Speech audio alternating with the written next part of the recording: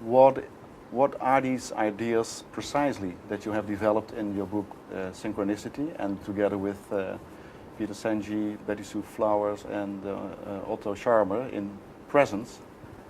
One of the things there is that many people, when they read these books, they feel at home with it. They feel very familiar. But at the same time, it's not easy family.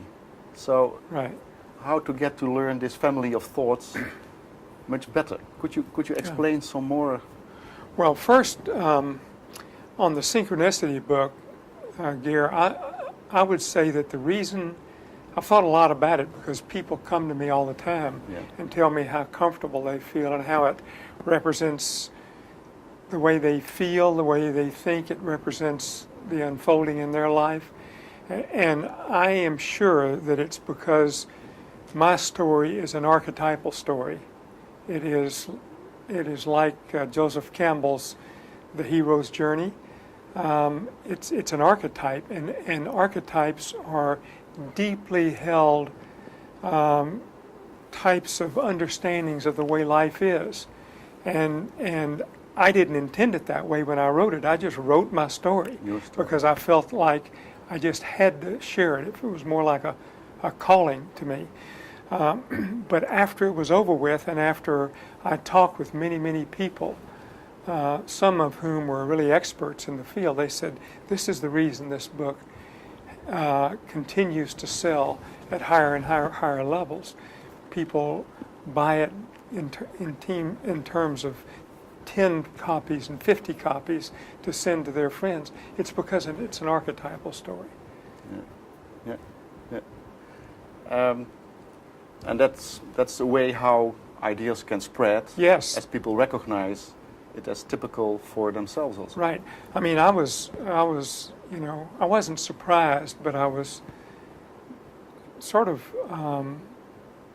shocked at the number of people who came up to me, before, during, and after the conference, and the night before when we had our little round table, who said that they had read Synchronicity years ago, and they give it away as gifts, and that it was representative of their life. This happens all the time, and I take no responsibility for this. I have said many times that I wrote that book as a calling, and that it came through me more than it was some rational thing that I wrote down. Conscious decision. So many times I'll sit down and reread the book, and in particular parts of it that are so touching, I'll end up, tears rolling down my eyes. It's like it's a gift to me. So I know this came through me and it's not by me, if you know what I mean. So this is related to a concept of how reality develops, which is somewhat contradictory to how we are used to think about reality, how it unfolds.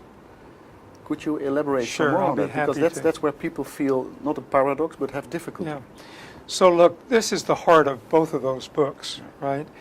And in one way it's simple, and in another way it's radical. But I am positive that this is the way the universe works.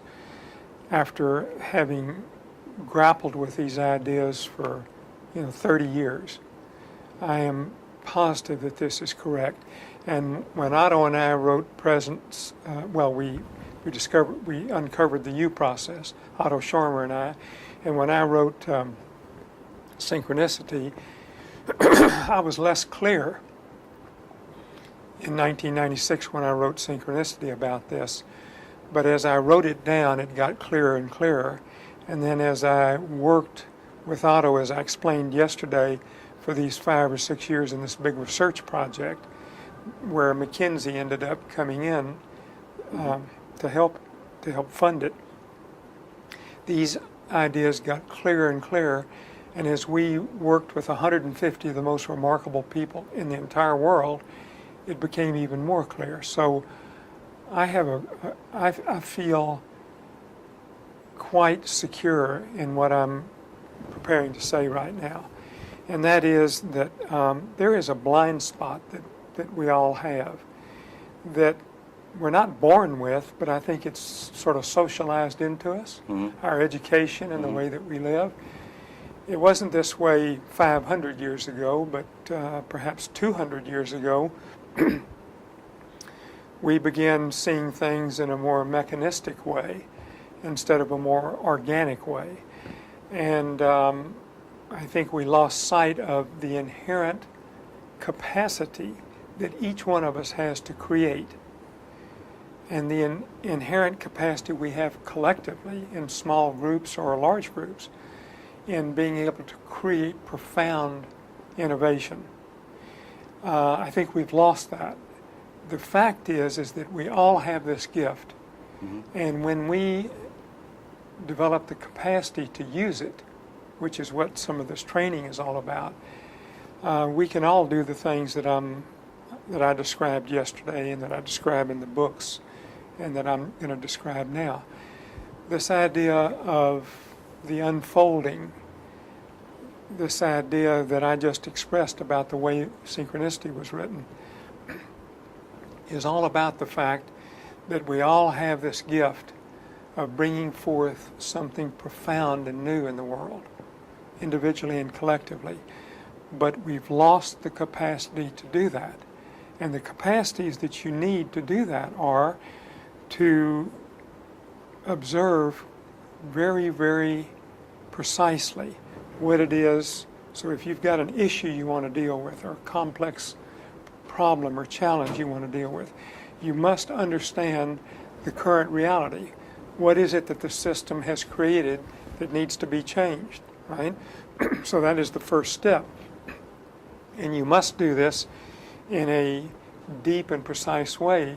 You know, under certain circumstances, you could do this in a week or 2 weeks. But in the most complex situations, it may be a year or 2 years.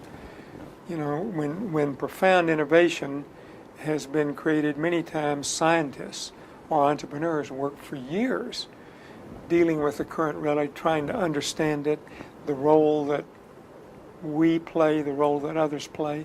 But once that work is done, you know, most of the time, or almost always, you can't go directly into the solution.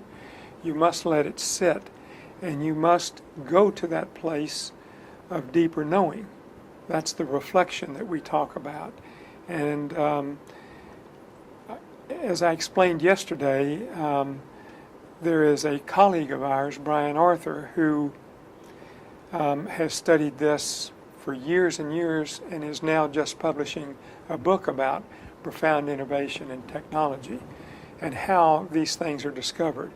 And he says to me personally, and he says in this book, without exception, the most profound innovations in the entire history of humankind came from this process of deep observation and then retreating to let the inner knowing go, find some way to tap into that deep inner knowing.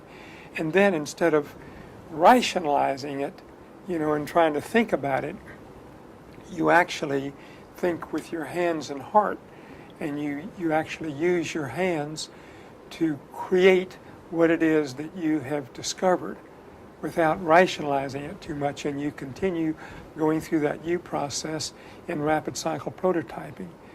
So this key idea, which is at the bottom of the U, is this capacity to tap into this deep inner knowing that is there waiting for us if we just know how to do it. But if we can get in contact with that level of consciousness, exactly, our insight comes as a sort of avalanche.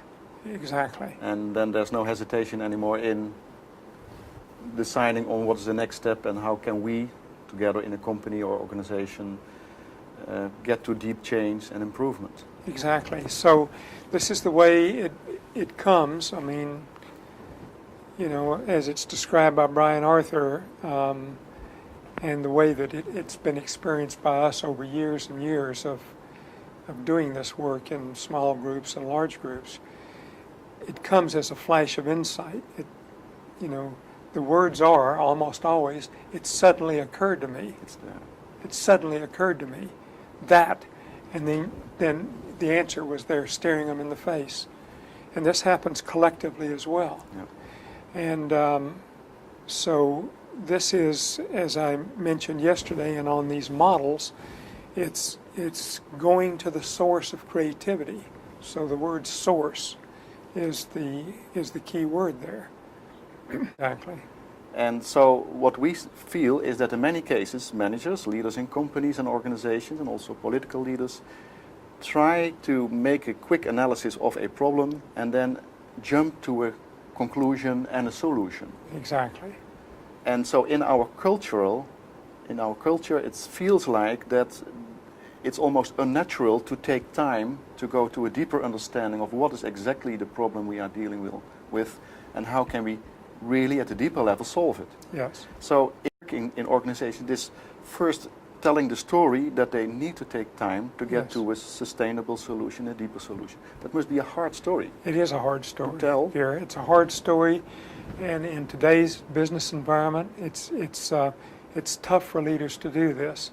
But our strategy is to go and find the handful of leaders in very large, important organizations who do understand this, and suggest that they do this. And when they do, the results are outstanding.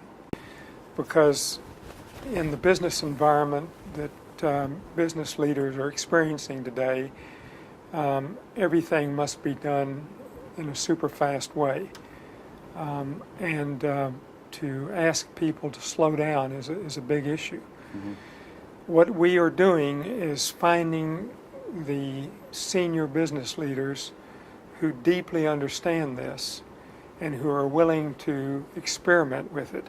And what our strategy is to do demonstration projects, living examples of these, so that ultimately the remaining business leaders will look at this and say, and look at the results. It's a very, very big results-oriented approach. When you look at the results, and I showed some of those yesterday, people say, my goodness, it's worth taking the extra time to do this. Now, the U process is particularly suited to significantly complex issues, ones that have not been resolved before. This is really a different learning cycle that we're talking about.